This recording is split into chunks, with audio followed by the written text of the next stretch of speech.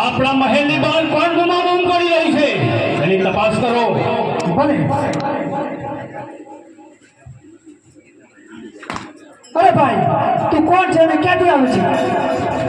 અરે પ્રધાનજી, હું પોકરગઢના મહારાજા અરવિંદજીના રાજનો રત્નો રાયકો છું અને એમની દીકરી સગુણાબાને કેળવા માટે આવ્યો છું.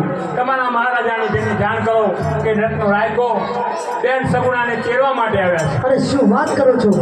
મહારાજાને આ વાતની ખબર પડશે તો તમારી ખેર નથી. અરે મહારાજા, બોલો પ્રધાનજી. એ રત્નો રાયકો છે અને સગુણાને તેડવા આવે છે. શું વાત કરો છો પ્રધાનજી? હા મહારાજા. પ્રધાનજી, રત્ના રાયકાને કહો કે સગુણાને તેડવાની વાત તો બાજુમાં નહીં, પણ તું જે રસ્તે આવ્યો છે ને એ રસ્તે પાછો ચાલો જા, નહીંતર આ તલવાર તારી સહી નહીં થાય. ભલે જાઓ. અરે ભાઈ રત્ના, તું જે રસ્તે આવે છે એ રસ્તે પાછો જતો ના. અમારા મહારાજા અત્યારે અત્યંત ક્રોધમાં છે અને તમારી વાત સાંભળીને તો બહુ ગુસ્સે થયા છે. અરે પ્રધાનજી, તમારા મહારાજાને જઈને કહો કે જ્યાં સુધી આ રત્ના રાયકામાં પ્રાણ છે ત્યાં સુધી બેન સગુણાને લીધા વગર હું નહીં જાઉં, બેનને લઈને જ જઈશ. અરે ભાઈ રત્ના, હું તને વિનવું છું, તું અહીંયાથી પાછો જતો રહા. અમારા મહારાજા બહુ ગુસ્સે છે. અરે પ્રધાનજી, પાછા જાય બીજા રત્નો રાયકો નહીં, તમારા મહારાજાને જઈને જાણ કરો. અરે ભલે, મારે મહારાજાને આ વાતની જાણ તો કરવી જ પડશે. અરે મહારાજા, એ રત્નો રાયકો તો જવાની ના પાડે છે. તો પ્રધાનજી, રત્ના રાયકાને તો મારે પાઠ ભણાવવો જ પડશે. પ્રધાનજી, રત્ના રાયકાને કહો કે તને અંદર આવવાની સખ્ત મનાય છે. ભલે જાઓ. અરે રત્ના રાયકા, તને અંદર આવવાની સખ્ત મનાય છે.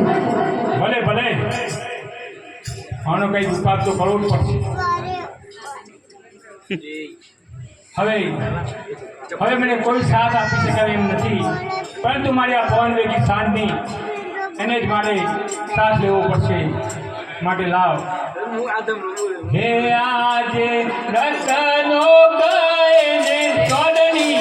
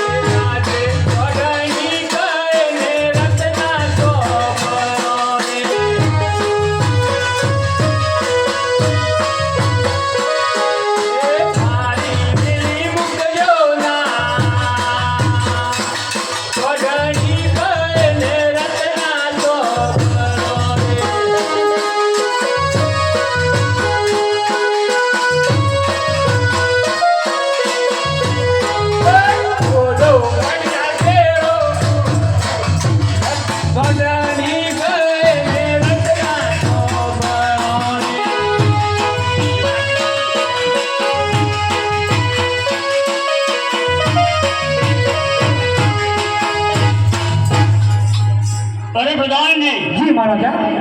ચારે પેલો ચોકીદારો ચોકી કરી રહ્યા છે તો આ રત્નો અંદર કેવી રીતે આવ્યો એની તપાસ કરો. ભલે. અરે આ ચોકીદારો તો ચોકી કરી રહ્યા છે.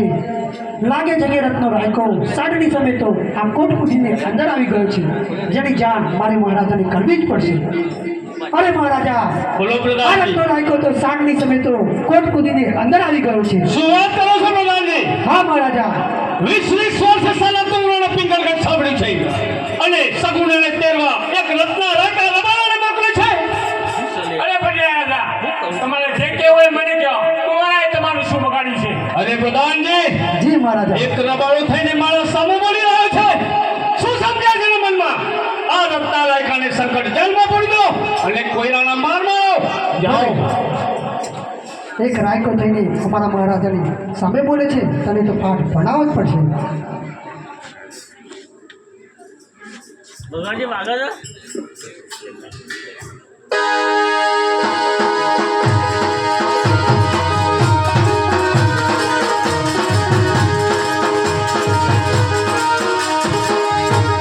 અરે સિપાહીઓ, લડી ગયું? અમારા આદેશનું પાલન કરવું પડે મહારાજા. સિપાહીઓ, રત્નાને સંકટ જળ કરો. હે આજે રતનો પુરાયો સંકટ જેલ મોરે.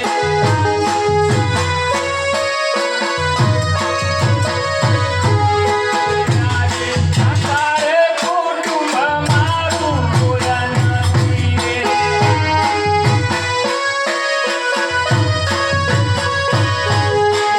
આજે તમારે મોકલ મારો પુરાણ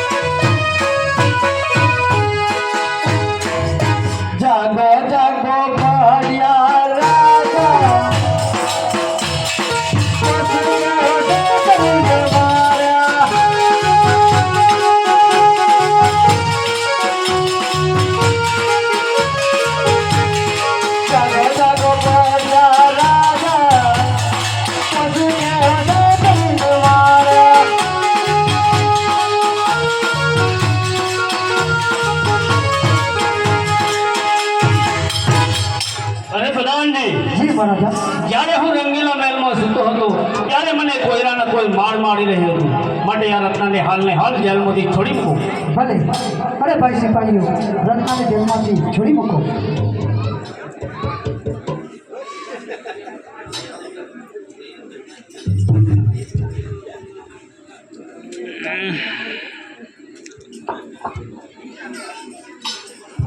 બધું મોબાઈલ અંજુ ઉતાર દઉં હું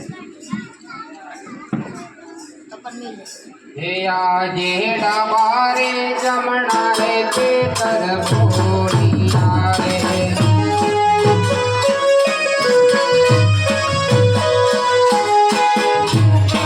માટે રાતો હોય ડાબારે જમણા રે તે તર બોલિયા રે